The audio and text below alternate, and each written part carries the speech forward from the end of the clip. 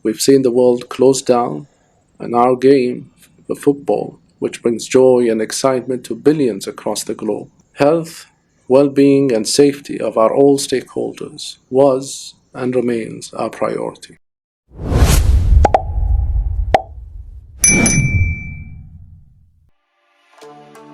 Resmi, AFC umumkan Timnas Indonesia U17 lolos ke semifinal Piala Asia U17 2025. Korea Utara didiskualifikasi karena kecurangan usia. Kejutan besar datang dari Konfederasi Sepak Bola Asia, AFC, hari ini. Dalam konferensi pers resmi yang digelar di markas AFC di Doha, Presiden AFC, Sheikh Salman bin Ibrahim Al Khalifa, secara terbuka mengumumkan bahwa tim nasional Indonesia U17 dinyatakan resmi melaju ke babak semifinal AFC U17 Asian Cup 2025. Keputusan tersebut diambil setelah penyelidikan mendalam AFC membuktikan bahwa Korea Utara U17 melakukan kecurangan usia secara sistematis pada sejumlah pemainnya. Korea Utara sebelumnya menyingkirkan Indonesia di babak perempat final dengan kemenangan telak 6-0. Namun, kemenangan tersebut kini dibatalkan dan Korea Utara didiskualifikasi dari turnamen. Ini membuka jalan bagi Indonesia untuk melaju ke empat besar untuk pertama kalinya dalam sejarah partisipasi mereka di turnamen U17 Asia. Presiden AFC, Sheikh Salman, dalam pernyataan resminya mengatakan bahwa AFC memiliki komitmen penuh terhadap prinsip fair play dan integritas dalam semua turnamen di bawah naungannya.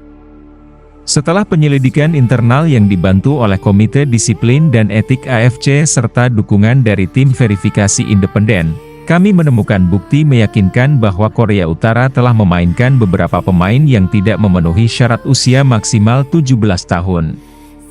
Oleh karena itu, sesuai regulasi AFC, kami mengambil keputusan untuk mendiskualifikasi tim Korea Utara dari AFC U17 Asian Cup 2025 dan memberikan tempat semifinal kepada Indonesia, ujar Sheikh Salman. Beliau juga menegaskan bahwa AFC tidak akan mentoleransi segala bentuk manipulasi data, termasuk pemalsuan umur, yang merusak kepercayaan terhadap kompetisi sepak bola usia muda. Dalam laporan investigatif yang disampaikan kepada media, AFC mengungkapkan bahwa setidaknya 6 pemain dalam skuad Korea Utara U17 tercatat memiliki perbedaan usia antara 2 hingga 5 tahun lebih tua dari batas usia yang ditentukan. Penemuan tersebut didasarkan pada hasil tes magnetic resonance imaging, MRI, untuk menilai usia tulang, serta pengecekan silang dokumen sipil yang diajukan ke AFC.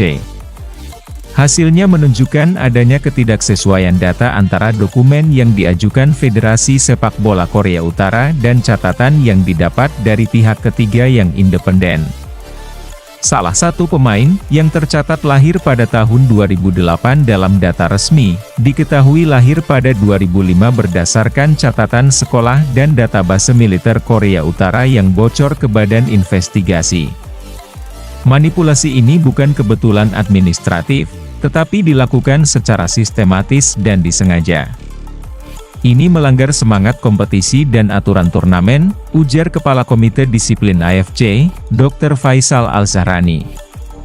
Kabar ini disambut dengan penuh kelegaan dan kebanggaan oleh skuad Timnas U17 Indonesia dan PSSI.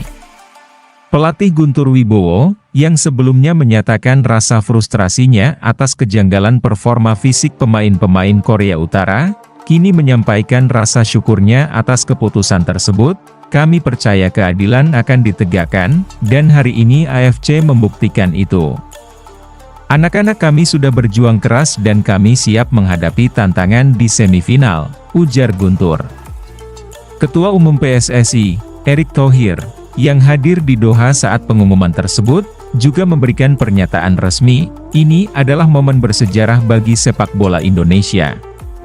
Kami selalu percaya bahwa kebenaran akan menang. Terima kasih kepada AFC atas keberanian dan integritasnya dalam menegakkan keadilan. Kini saatnya kita fokus menghadapi laga semifinal dengan penuh semangat dan tanggung jawab. Timnas Indonesia U17 tampil cukup solid sepanjang fase grup. Mereka finish sebagai runner-up grup C di bawah Jepang, setelah mencatat 2 kemenangan atas Vietnam dan Yaman, dan 1 kekalahan dari Jepang.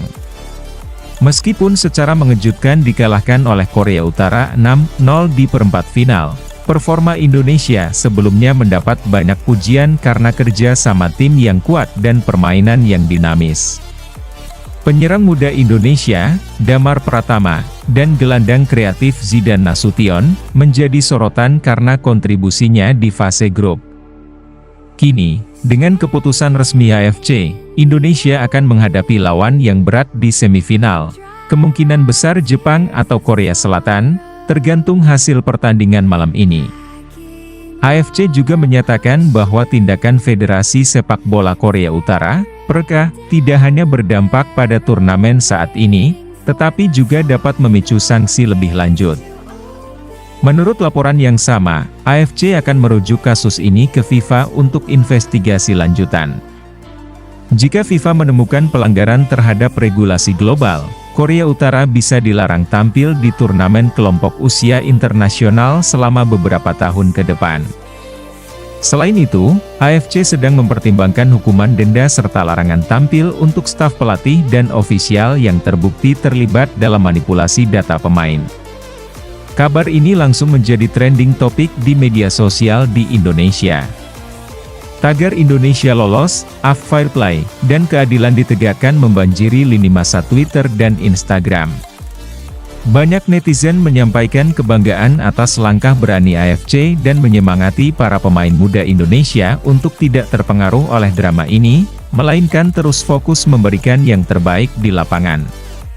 Sejumlah tokoh publik dan artis tanah air juga menyampaikan ucapan selamat, termasuk Presiden Joko Widodo yang melalui akun resminya menulis, "Selamat kepada Garuda Muda. Teruslah terbang tinggi dengan semangat dan integritas. Bangsa Indonesia mendukungmu sepenuhnya." Timnas Indonesia U17 dijadwalkan akan menghadapi semifinal pada 18 April mendatang. PSSI telah mengatur ulang jadwal latihan dan mempersiapkan skuad secara intensif sejak kabar kemungkinan diskualifikasi Korea Utara mulai merebak. Mereka juga mendapat tambahan waktu untuk melakukan pemulihan kondisi dan analisis taktik terhadap lawan yang akan mereka hadapi. Ini adalah kesempatan langka yang harus dimaksimalkan. Kami tidak ingin hanya jadi peserta semifinal, kami ingin lolos ke final dan menorehkan sejarah, ujar Kapten Tim, Rangga Aditya. Kemenangan keadilan hari ini menjadi tonggak penting bagi sepak bola Indonesia dan Asia. Kasus ini menjadi pengingat bahwa kompetisi bukan hanya tentang menang di lapangan, tetapi juga soal menjunjung tinggi kejujuran, keadilan, dan integritas. Kini, Garuda Muda tak hanya mendapat kesempatan kedua, tapi juga membawa harapan baru jutaan pecinta sepak bola Indonesia. Jalan ke semifinal terbuka lebar, dan siapa tahu, mungkin sejarah sedang menanti untuk ditulis.